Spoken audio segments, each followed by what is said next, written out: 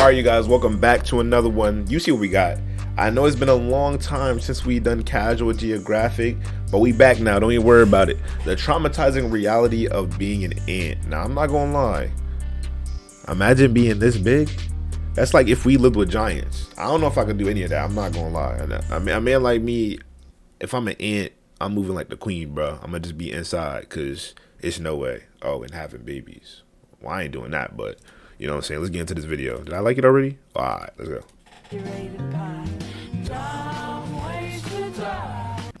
Life kind of sucks. My boy looking a little Aki. Hold on. Don't get me wrong, the gift of life is a beautiful thing and all that, but then again, none of us really asked to be here, and then one day you gain consciousness, minor character development followed, and before you could blink twice, you got student loans, a job, and taxes. True. All that aside though, we actually have it pretty good. I mean, we could be ants, because in the game of life, ants have some of the— They look like little jelly monsters.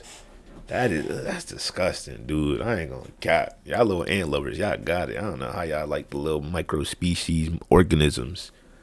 most creatively cruel game overs of any animal. To be fair, ants do have a lot going for them. They take the whole strength in numbers thing and put it on steroids, resulting in a social insect able to weaponize its community to take down threats hundreds of times its size. True. Like an angry Twitter mob. It's like we just watched the insect zoo tier list, and bro, the ants are teed.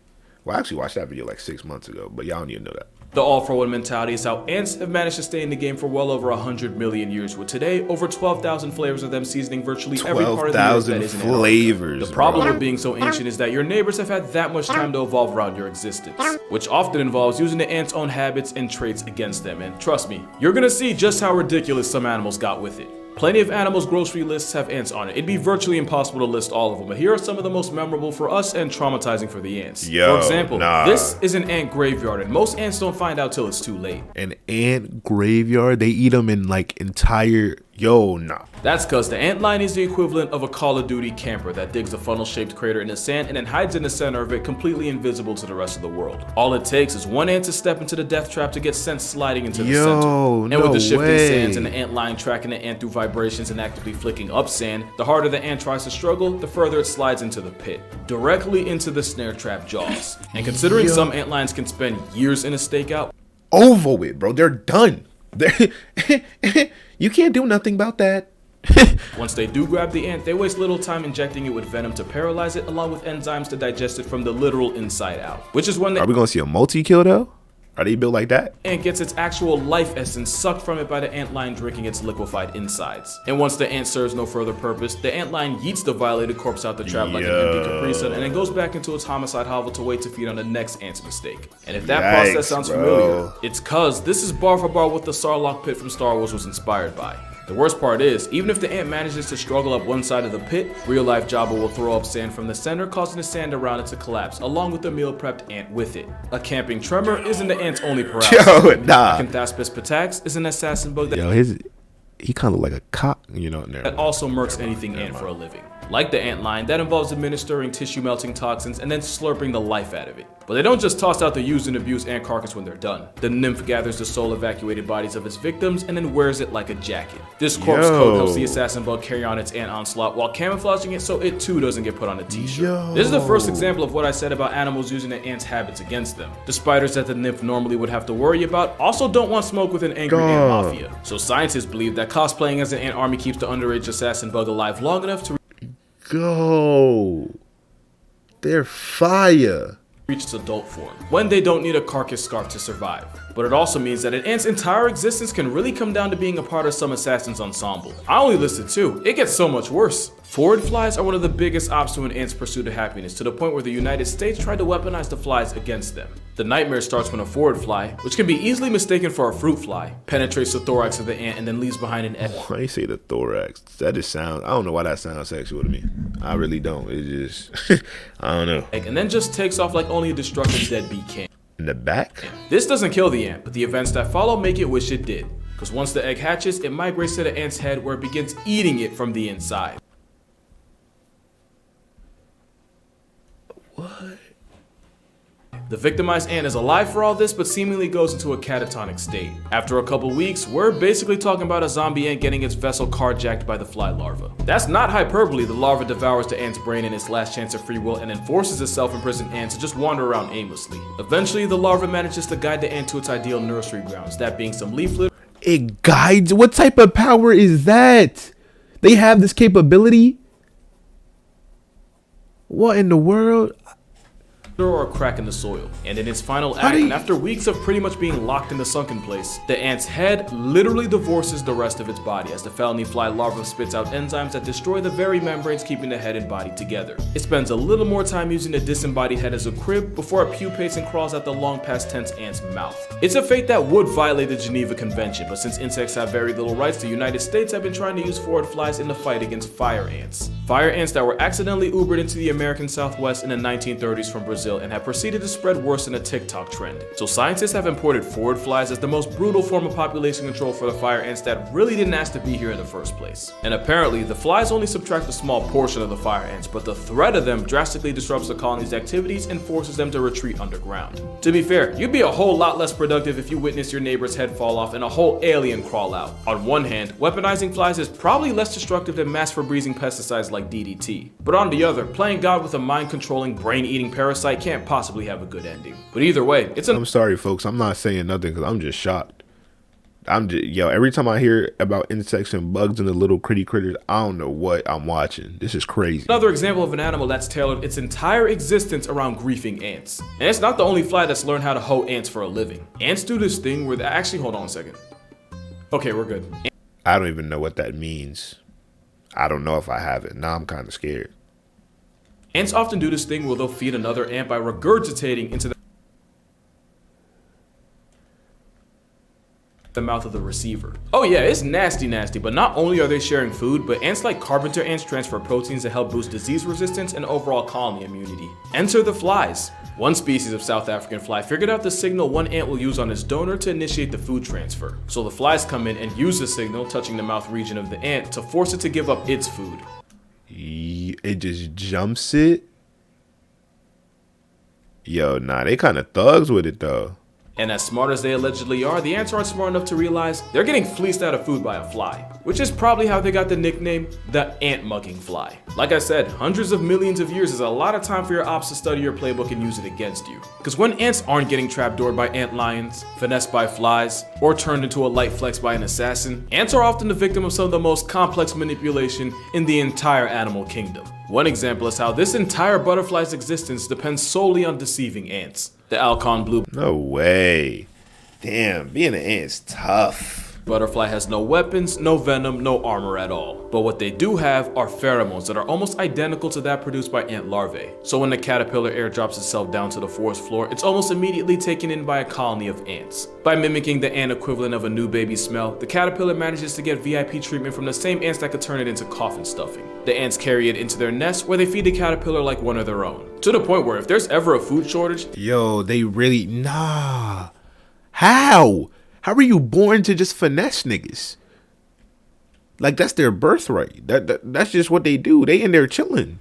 The intruder manages to savvy its way into getting priority over their actual young, especially since the caterpillar is able to mimic the sound the ant queen makes in order to get more attention. And I get that it took millions of years of trial and error to get it right. That is some wild commitment. The Alcon maintains the fraud for 2 years until one day it pupates and flies out the ant nursery with the ants unaware of just how hard they got played. This game plan works out so well for the butterfly that even one of the slowest animals on Earth takes a cue from them and pulls a fast one on ants. Ants love eating snail slime. I want you to remember that piece of information. It's going to be real important later. But one species of snail will purposely secrete slime in order to attract the ants who kidnap it and carry it into their nest. Since most ants will 100% eat a snail alive, at first this looks like self-subtraction with extra steps. But once carried into the ant fortress, the snail suddenly stops releasing the slime that got it there in the first place. And somehow not being seen as food gives the snail diplomatic immunity, and they're able to move around the nest untouched and even feed on the groceries the ants bring in while contributing a total of nothing. But at least with the Alcon blue and the snail, technically no one really gets hurt. But one animal manages to not only completely manipulate its ant mark,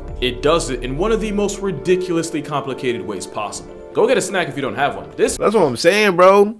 You know what I mean? He talking to me too, y'all. Don't get it fucked up. I don't care what y'all talking about. Oh, you lazy, you stealing. I don't care about none of that, bro. It's finna be a novel. The jihad starts with a parasitic flatworm that enslaves the ant through mind control. You see the pattern here, right? I ain't saying nothing because right now the brother is spitting.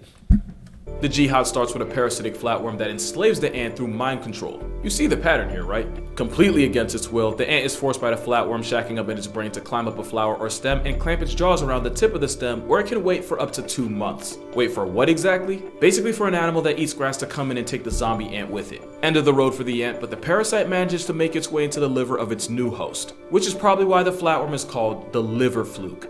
And if you think getting lodged inside a cow's liver is a dead end, then you must not have believed me when I told you how needlessly complicated this stuff gets. While feeding on whatever cow, sheep, or rabbit unintentionally murked the ant, the fluke lays eggs that then get deuced out by the same host. Those eggs don't get to hatch until a snail comes along and eats the droppings along with the eggs in them. And it's while getting taxied by host number 3 that the eggs hatch and proceed to irritate the snail to the point where they get ejected along with a good amount of snail slime. You remember what I said about snail snot and who likes to eat it? And it's once an ant feeds on the contaminated, parasite-loaded goop that this vicious cycle restarts itself. Pretty much the liver fluke's life cycle looks more like a Family Guy cutaway. But instead of Meg, the biggest casualty in all of this is an ant that thought it scored an easy meal but instead gets turned into an easy lick. And I know what you're thinking, and yes, there's a fungus that does the exact same thing. Ants live through The Last of Us firsthand when a cordyceps fungus infects an ant, robs it of its life choices, and then forces its new vessel to climb up high. Robs it of his life choices is crazy. So these ants can't do nothing about none of this, bro. There's nothing they could do. They just gotta live it. That's it. Over with.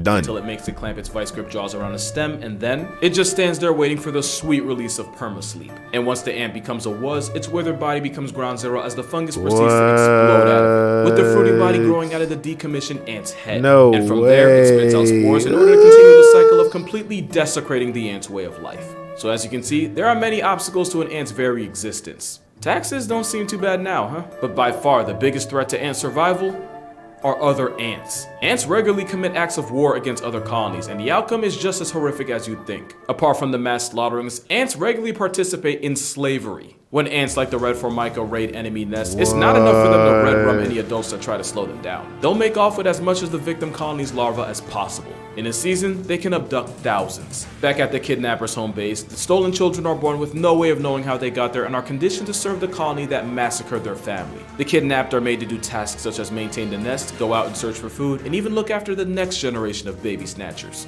They'll even do that weird food transfer vomiting thing I told you about to feed their own captors. But don't think for a second that the kidnappers get off scot-free. Eventually, the enslaved turn on their kidnappers by hitting them where it hurts the most. A good number of the slave maker ant pupae get murked by the same slave workers that were supposed to be looking after them. This getback can delete more than half the colony's children before they finish the pupal stage and become adults. And in some cases, up to 2/3 of the slavers' offspring get relieved from life. I've made this joke before, but that's Django Unchained levels of get back, which is why another ant figured out a safer way of griefing their How are they doing this? I just have no words, Mike. I ain't okay. I got no words for what's transpiring right now.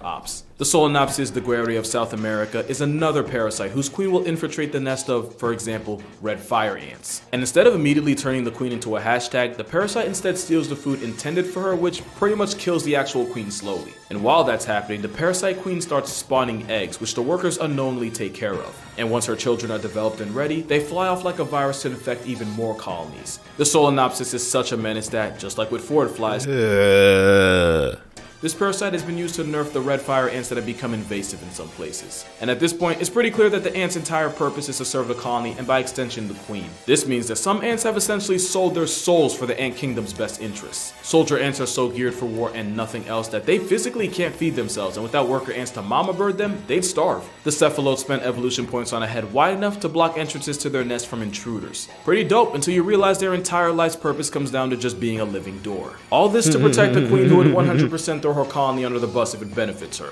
That's not speaking hypothetically either. Queen ants have been known to backdoor their own colony. Many ant colonies have more than one queen, which on paper should be a good thing since more queens means more workers means better chance for the colony to prosper. The problem is the small but very real chance that the workers turn on the extra queens and take them out of power.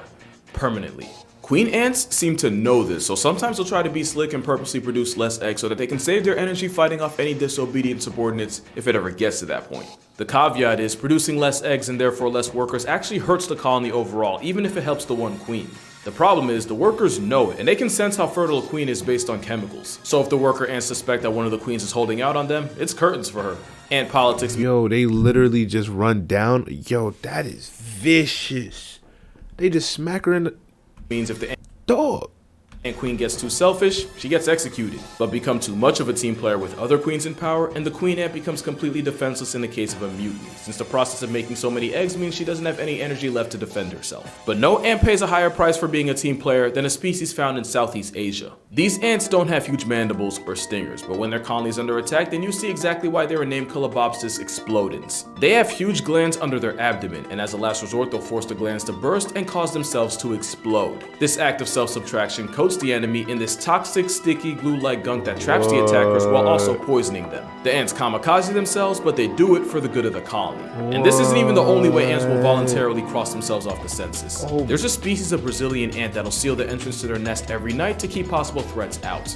The problem is, they use actual living ants to close the entrance from the outside. And with no way to get back in, a few brave worker ants spend the night outside the safety of the nest, and become past tense by the time the nest is opened again in the morning. But at least when these ants sign their own obituary, it's by choice and for a purpose. There is no choice or purpose to what's happening here. Two things to know about army ants. Number one, they're nomads. They don't make a permanent settled down nest and are constantly on the move. Number two is that army ants are essentially blind and rely on pheromones to get around. An ant mill like this happens when a small party of ants gets separated from the rest of the foraging group, and while lost, they begin to start following each other. And with no way of knowing they're going in an endless circle, you see exactly why this has been called the death spiral. They just keep going until they eventually pass tense to pure exhaustion, and not all ant mills are this small. One of the first death spirals ever seen was about 1,200 feet across. For the non-Americans, that's about 365 meters, and for the Americans with no concept of distance like me, that's more than 3 football fields, and apparently it took each ant 2.5 hours just to complete one lap. And out of all the disturbing ways ants get logged out of life,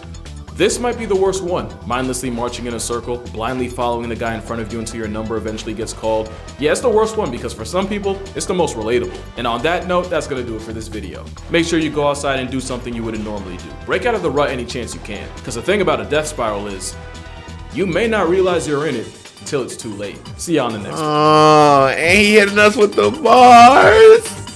Yo, nah, good video, good video, good video. It get the clap, it get the clap. It get the clap. It get the clap. It get the clap. It get the clap. It get the clap. That was an excellent video by my boy Casual Geographic. That was tough. I hope you guys enjoyed this video right here. If you guys did, let me know what else you guys want down below in the comment section. Ants live a tough existence, bro. And like he said, bro, go outside and go do something great. Yo, get off your rut. Go do that thing you've been saying you was gonna do. Talking to you. With that being said, I appreciate you guys, bro. I'll see y'all next one. Peace out.